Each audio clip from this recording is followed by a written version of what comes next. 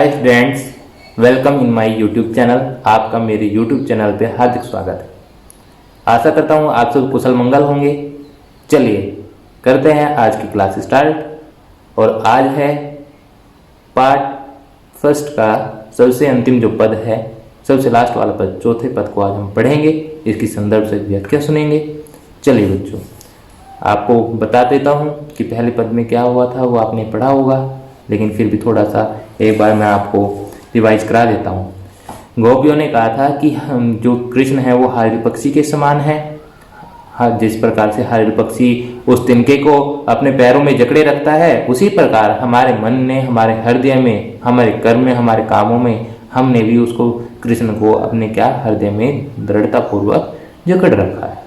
इन्होंने कहा फिर जागते सोते उठते बैठते, रात में दिन में, खाते और पीते, जो भी करते हैं हम हर वक्त कहाँ ना कहाँ जपती रहती हैं। उधर तुम ऐसा योग ज्ञान का संदेश हमारे पास लेके आ गई हो। ये तो ना तो किसी को सुना है, ना किसी को हुआ है, और ना किसी ने ये देखा है। और तुम्हारा ये योग ज्ञान सुनकर ऐसा लगता है जैसे हमने कड़वी ककड़ी को खा लिया हो। आप अपने इस योग ज्ञान को उन ऐसे लोगों को सौंप दो जिनके मन चलायमान है, जिनके मन चक्री के समान चंचल है, उनको सौंप दो। इतनी बातें क्या हुई थी, पहले वाले में थी। अब फोर्थ वाले में क्या है? फोर्थ वाले में अब पता लग गया है कि वो क्या कहना चाहते हैं, योग संदेश देना चाहते हैं। अब जो गोपियां हैं वो अपनी एक झुंड में है, ग्रुप में है, तो वे आपस में बातें कर रही हैं। एक सखी अपनी दूसरी गोपी को कह रही है, दूसरी गोपी अन्य तीसरी गोपी को कह रही हैं, आपस में अपनी सखियों में बातें कर रही हैं। और क्या क्या कह रही हैं वो इस पद में बताया गया है। तो इस पद में क्या बताया है बेटा, देखते हैं। एक गोपी कह रही है दूसरी गोपी से, और क्या कह रही है? हरि है राजनीति बढ़िया है। क्या है?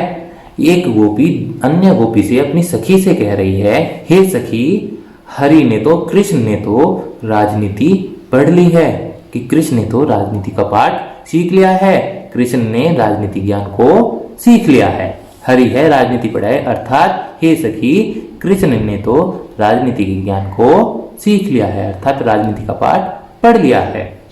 सुमजी बात कहत मधुकर के, समाचार सब पाए। सुमजी बात मधुकर के, क्या तुम मधुकर के, मधुकर किसको बोला गया है बेटा? मधुकर को का अर्थ होता है हिंदी में भौरा। भौरा जानते होंगे, जिसको भौरा बोलते हैं, जो फूलों पर बैठता है। समझ आया? भौरा, समझ आया? भौरा मीन्स भौरा, ठीक है। मधुकर, मधुकर, भौरा, ओके। कहा है सुमजी बात कहत मधुकर के, क्या तुमने इस मधुकर के, मधुकर किसको बोला है? उद्धव को बोला है। भौरा किसको बोला है? उद्धव को। क्या तुमने इस भौरे रूपी उद्धव की बात को समझ लिया है? क्या तुम इनके समाचार को समझ पाई हो? जो ये समाचार जो कृष्ण ने भिजवाया है, क्या भौरे रूपी उद्धव के समाचार को तुमने सबने समझ लिया है? ये क्या कह रही है? गोपी कह रही है। तो इसमें मुख्य क्या चीज है कि भौरा किसको कहा गया है, मधुकर किसको कहा गया है? तो किसको कहा गया है? उद्धव को। भौरा रूपी किसको बोला है? उद्धव को, कि उद्धव संदेश लेके आया है श्री कृष्ण का। और कह रही है एक गोपी, हे सखी, कृष्ण ने तो राजनीति का पाठ पढ़ लिया है, कृष्ण तो राजनीति में निपुण हो चुके हैं। अब अन्य सखी बोलती है, हाँ, क्या तुमने भी इस भौरे रूपी उद्धव के समाचार को सुन लिया है? क्या तुम भी कुछ समझ पाई हो जो कृष्ण ने समाचार भिजवाया है? क्या तुम सब समझ पाई हो? समझ आया? सुमजी बात, क्या तुम बात समझ पाई हो कहत मधुकर के, कि ये भौरा रूपी जो मधुकर, जो भौरा रूपी उद्धव है, ये क्या कह रहा है? क्या तुम इस भौरे रूपी उद्धव की बातों को समझ पाई हो? समाचार सब पाए? क्या तुमने भी उन सब सारे समाचारों को पा लिया है? क्या तुमने भी उन सब समाचारों को समझ लिया है जो कृष्ण ने भिजवाया है, जो कृष्ण ने संदेश भिजवाया है? क्या तुमने इस भौरे रूपी उद्धव की बातों को अच्छी तरीके से समझ लिया है? एक गोपी कहती है, एक अति चतुर पहल हेतु पहले ही अब गुरु ग्रंथ पढ़ाए।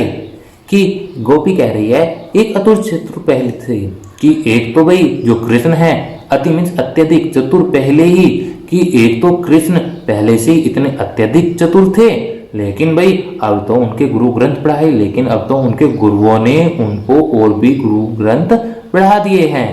अब तो उन्होंने गुरु ग्रंथ पढ़ लिए हैं, उनके गुरुओं ने उनको ग्रंथ पढ़ा दिए हैं। एक तो भाई चतुर इतने पहले से ही थे कि अत्यधिक चतुर थे, लेकिन अब तो भाई उनके गुरुओं ने उनको गुरु ग्रंथ को पढ़ा दिया है।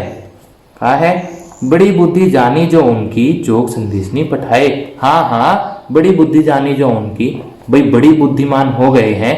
अपनी बड़ी बुद्धि का परिचय देने के लिए तभी तो इस उद्धव को योग संदेश का ज्ञान, योग संदेश का संदेश हमारे पास भिजवाया है कि हम भी योग को अपना लें, हम भी ज्ञान को सीख लें। अपनी बुद्धि का परिचय देने के लिए कृष्ण ने तभी तो इस उद्धव को हमारे पास, भंवरे रूपी उद्धव को हमारे पास योग का संदेश का ज्ञान दे के भिजवाया है। बड़ी बुद्धि जानी जो उनकी, योग संदेश नहीं पठाए। हाँ, अपनी बड़ी बुद्धि का परिचय देने के लिए ही तो योग संदेश ने पढ़ाए, मतलब कि उद्धव को योग का संदेश पढ़ाने के लिए हमें हमारे पास भेजा है। अपनी बड़ी बुद्धि का परिचय कराने के लिए ही तो श्री कृष्ण ने इस भंवरे रूपी उद्धव को हमें योग का संदेश पढ़ाने के लिए ही तो भेजा है। उद्धव भले लोग आगे खे पर हित डोलत धाय, लेकिन उद्धव भले लोग तो वे होते हैं जो दूसरे लोगों के हित के लिए आगे पीछे घूमते रहते हैं। डोलना मतलब से आगे पीछे घूमना, घूमते फिरना। ठीक है, उद्धव भले लोग तो वे लोग होते हैं, गोपियां कह रही है उद्धव को कि उद्धव लेकिन भले लोग तो वे होते हैं जो दूसरों की भलाई के लिए अपने उनका काम करने के लिए लोग आगे पीछे उनके डोलते रहते हैं। अब अपने मन फिर, लेकिन हमें कोई शिकायत नहीं है। बस उद्धव अब अपने मन फिर पहिए चलते जो हेतु चुराए, कि लेकिन उद्धव हम अपने मन फिर पहिए कि हम अपने मन को फिर से पा लेना चाहते हैं। जो हेतु चलत जो हेतु चुराए, जो उन्होंने चलत में चलते, जो में जो हेतु में चुराए थे।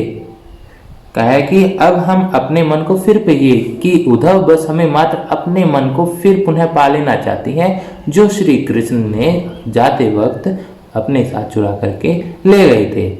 हम अपने हृदय को उनसे पुनः पा लेना चाहती है, जो कृष्ण ने जाते वक्त हमारे हृदयों को चुरा लिया था। हम अपने मनों को फिर से उनसे पा लेना चाहती हैं। भले लोग तो वही होते हैं उद्धव जो दूसरों के हित के लिए आगे पीछे उनके काम के लिए डोलते रहते हैं, वो भी बिना किसी स्वार्थ के। लेकिन हमें कोई शिकायत नहीं है उद्धव, हम तो क्या करते हैं, हमारे मन उन्हें वापस पा लेना चाहते हैं जो श्री कृष्ण द्वारिका जाते वक्त चुरा करके ले गए थे। हम उस मन को पुनः पा लेना चाहते हैं। आगे कह रहे हैं ते क्यों अनिति करे अपनू, जे औरों की अनिति छुड़ाए। राज धर्म तो यही है सूर, जो परजन जाही न सताए। तो सूरदास कह रहे हैं कि गोपियां उद्धव को कह रही है कि हे उद्धव, राज धर्म की राजा का तो यह धर्म होता है कि उसकी प्रजा को कोई ना सताए, उसकी प्रजा को कोई दुख ना हो और कोई भी व्यक्ति ना उनको सताए। कहा है कि अनिति करे अपने आप, लेकिन वो दूसरों की अनिति, दूसरों का परंपरा रीति को छुड़ाने के लिए अपने आप से क्यों अनिति कर रहे हैं, अपने आप क्यों उन पर अत्याचार कर रहे हैं। राजा का तो धर्म यह होता है कि उसकी प्रजा को कोई ना सताए, लेकिन श्री कृष्ण तो दूसरों की परंपरा रिवाजों को छुड़ाने के लिए अपने आप ही अनिति कर रही है। समझ आया बच्चों? इसमें कहा है लास्ट पंक्तियों में ते अनिति करो अपनी, कि वे अपने आप ही क्यों अनिति कर रहे हैं, अपने आप हमारे साथ अनिति का व्यवहार क्यों कर रहे हैं। जे अनिति छुड़ाए, जो दूसरों को अनिति छोड़ने के लिए बोलते हैं, वे खुद ही आज अपने आप से अनिति का व्यवहार हमसे कर रहे हैं। क्या उद्धव तुम्हें नहीं पता कि राजा का तो धर्म ये होता है कि उसकी प्रजा को कोई दुख ना हो, उसकी प्रजा को कोई ना सता सके। लेकिन श्री कृष्ण तो दूसरों की नीति, दूसरों की रीति रिवाज छुड़ाने के लिए अपने आप अनिति का कार्य कर रहे हैं। समझ आया? तो इसी प्रकार आज आपका पद पूर्ण हुए। चारों पद आपको बता दिए हैं। संदर्भ, व्याख्या, प्रसंग आपको सब अच्छे से मालूम हो चुका है। तो वीडियो को सब्सक्राइब कीजिए। आशा करता हूँ आपको वीडियो अच्छी लगी होगी, आपको अच्छे से समझ आया होगा। मिलते हैं अगली वीडियो में। अगली वीडियो में आपको इससे संबंधित प्रश्न, इससे विशेष बातें आपको बताएंगे जो इस चैप्टर में महत्वपूर्ण तथ्य हैं उनका हम अगली वीडियो में जिक्र करेंगे। तब तक ओके बेटा, टेक केयर।